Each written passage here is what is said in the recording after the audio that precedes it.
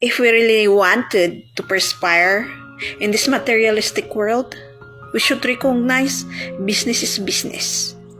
Don't add emotions to business. Be emotional knowledge. If you hate someone, or even though you didn't recognize that person from the very beginning, just looking at that person and you hate it, you don't know even why, just consider business is business. There's no emotions. No hate, no angerness, no negative. Be emotional knowledge. Because you will not perspire through business if you always are emotional every day. I can say every time could be every day, every day, or every time. It's okay to be negative once in a while, but not every time. But it's not good, right? It will affect the business. That business could be this business establishment itself, if you want to build your own business, or in a relationship, different kinds of relationship. Even a relationship to God, actually. Because of that emotions, hatred, angerness, etc. that you are experiencing in this earth, you add it through your relationship with Him, and it was affected. That's why there is discouragement, disappointment to any kind of relationship. That's sulking.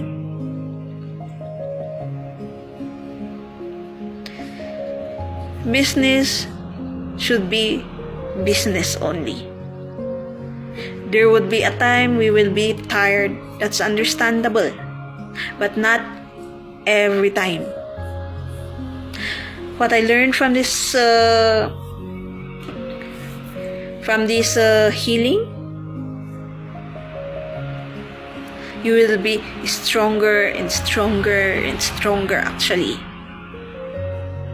You will feel those tiredness, those emotions of anger, hatred, insecurities. Because that's normal, being a person.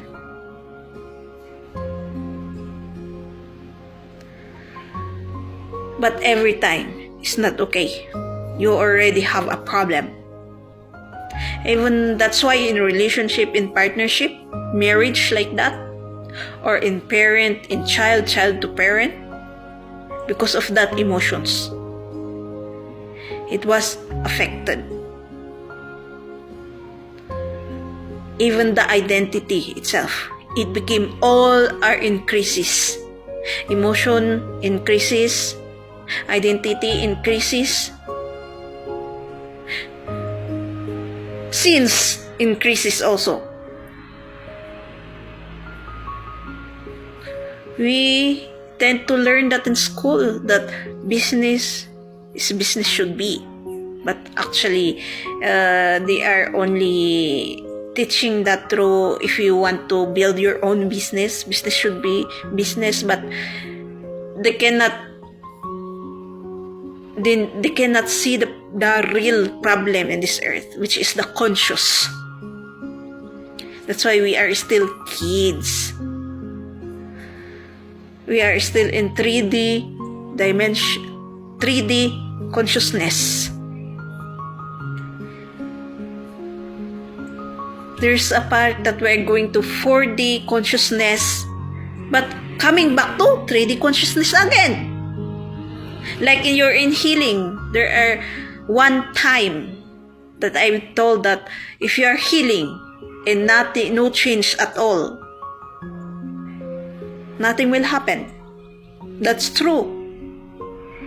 Because that healing will be like the longer moment would be 1 month only, or a few moments only.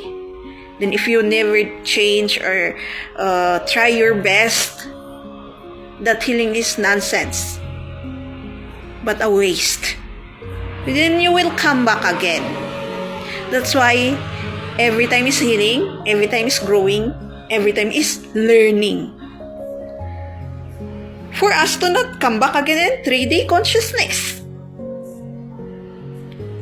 I hope school will try to introduce consciousness also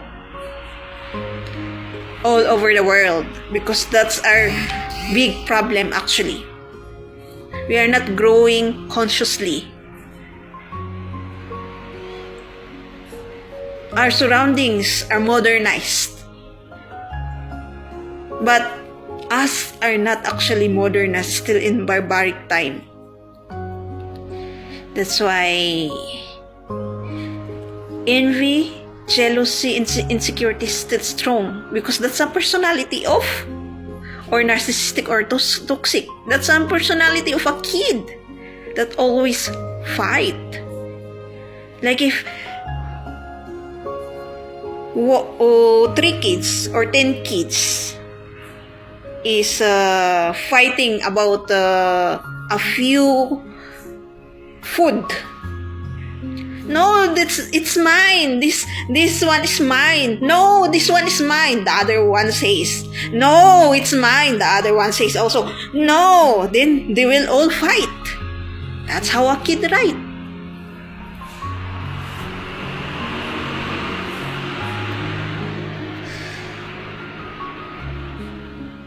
Even decisions actually.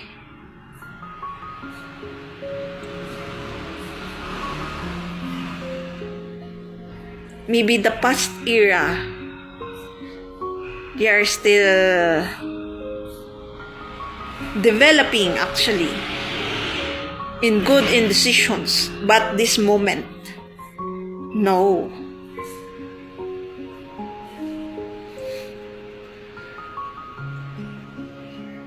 Or I can say few only. From 100%, 1% only.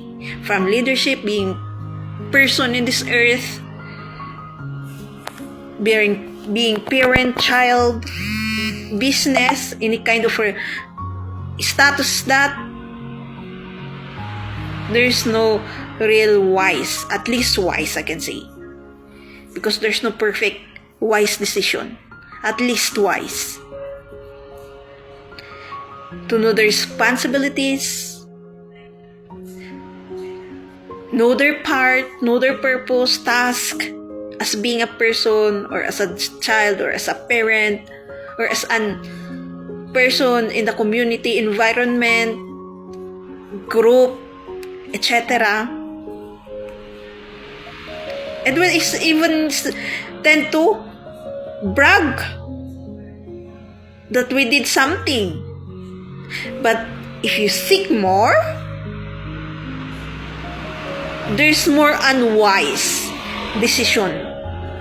I can say from 10 decisions that decisions that we made, or you made, or they made, one decision is only right.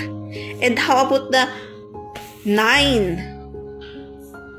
That's how we are today. It's better to 50-50 right. 5-5. 5 wise, 5 unwise. At least still, there's a big wise. Or 6 wise, 4 unwise.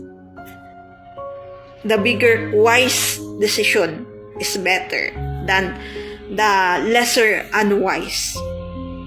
So, we have to learn really, business is business. Emotions is emotions. And that emotions we can put out, but not every time. Because of that conflict argument. That's understandable also. But between you two first should be, not in front of a lot of people also. But if you cannot carry that heavy burden, it's understandable also if you tend to open it in a public, as long as you release it, but not to an extent of